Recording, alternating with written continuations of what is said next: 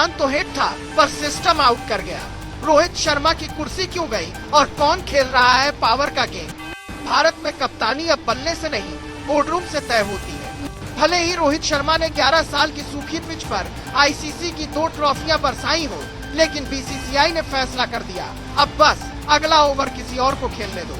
हाँ, वही रोहित शर्मा जो हिटमैन था, जिसने फाइनल्स तक पहुंचकर देश को उम्मीद दी और 2024 में T20 वर्ल्ड चैंपियन बना। लेकिन शायद यही गलती थी, तो बहुत ज्यादा जीत गए, बहुत शांत रहे और सबसे बड़ी बात बहुत बूढ़े हो गए 38 साल के।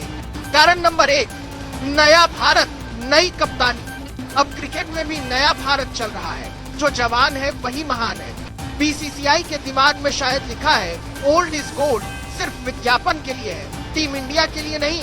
तो रोहित को हटाकर शुभमन गिल को बना दिया गया वनडे का राजा। तर्क ये कि वर्ल्ड कप अभी 2 साल दूर है, यानी अब तैयारी शुरू होगी, अनुभव नहीं चलेगा। वैसे 2 साल पहले वर्ल्ड कप जिताने वाला कप्तान हटाना शायद सिर्फ भारतीय बोर्ड ही कर सकता है। कारण नंबर 2, घरेलू क्रिकेट का गृह त्यागी। सेलेक्टरों का कहना है कि रोहित घरेलू क्रिकेट नहीं खेलते, मतलब जो 15 साल से देश के लिए खेल रहा है उसे अब मुंबई रणजी खेलकर फिटनेस साबित करनी है। वाह, ये वैसा ही है जैसे किसी ईएएस अधिकारी से कहा जाए कि भाई पहले पटवारी बनो फिर प्रमोशन मिलेगा। 38 साल की उम्र में क्रिकेट खेलना अब गुनाह है, क्योंकि बीसीसीआई के कैलेंडर में लिखा है फिटनेस 35 तक, बाकी सब रिटायरमेंट प्लान। धोनी, द्रविड़, सचिन सबने 38 पर बैट रख दिया, तो रोहित क्यों बख्शे जाए? क्योंकि इस देश में अनुभव से ज्यादा उम्र गिनी जाती है। कारण नंबर 4, 3 कप्तान नहीं 3 सवाल जरूर।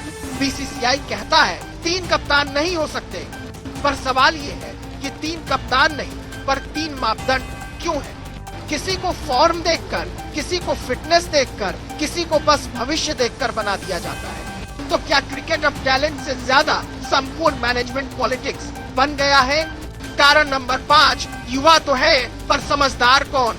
रोहित की जगह लेने के लिए युवा तैयार है, यशस्वी, पतुराज, अभिषेक, पर सवाल है क्या उनमें कप्तानी की समझ है या सिर्फ सोशल मीडिया की हाइप? क्योंकि क्रिकेट सिर्फ चौके छक्के का खेल नहीं, दबाव और निर्णय का भी खेल है, जो शायद अभी हिटमैन जितना हिट कोई नहीं कर पाया। और अब बड़ा सवाल, क्या बीसीसीआई भी राजनीति से अछूता है? क्योंकि जिस कप्तान ने 2 आईसीसी ट्रॉफी, 2 एशिया कप और अनगिनत मैच जिताए, उसे बस इसलिए हटाया गया क्योंकि वह बोर्ड की सोच से मैच नहीं कर रहा था। यानी परफॉर्मेंस नहीं, परफॉर्मेंस की पॉलिटिक्स चलेगी।